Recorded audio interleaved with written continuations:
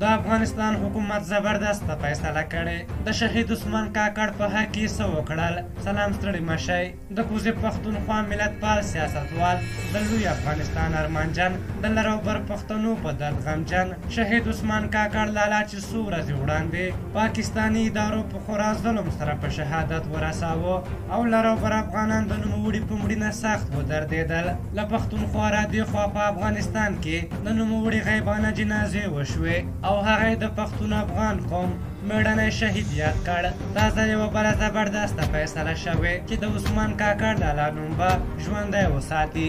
خبر دا دی چې د افغانستان د اطلاعاتو فرهنګ وزارت وایي چې په کابل کې یو واټ د لوی افغانستان د ارمانجن شهید عثمان خان کاکړ په نوم نومول کیږي. د افغانستان د اطلاعاتو فرهنګ وزارت ویلي چې عثمان کاکړ په پاکستان کې د پښتنو د حقونو لپاره مبارزه کوله او په افغانستان کې د بېګناه انسانانو د وژلو پر وړاندې همیشه غږ پورته کاوه. دوی ویلي دغه خبره چې د عثمان لالا په نوم به یو واټ نومول کیږي ولسمشر غني ته وړاندې شوې چې له منظورۍ وروسته به یو واټ مشخص او د عثمان کاکړ په نوم به ونومول شي. د اطلاعاتو فرهنګ وزارت دغه اقدام عامو افغانانو ستایلی او ویلي دي چې د هغه خلکو احترام باید وشي چې بشریت او قوم ته په خدمت او حق غوښتلو یې سر بایللی وي.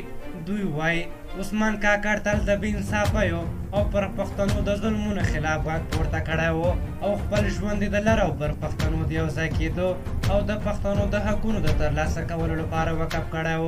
په هر حال د عثمان کاکړ روح دې ښاد او د اطلاعاتو فرهنګ وزارت له دغې پرېکړې ملاتړ کوو. په هر حال تاسو دغې موضوع په اړه څه نظر لرئ؟ خپل نظرونه هم راته په کومنټ کې ولیکئ.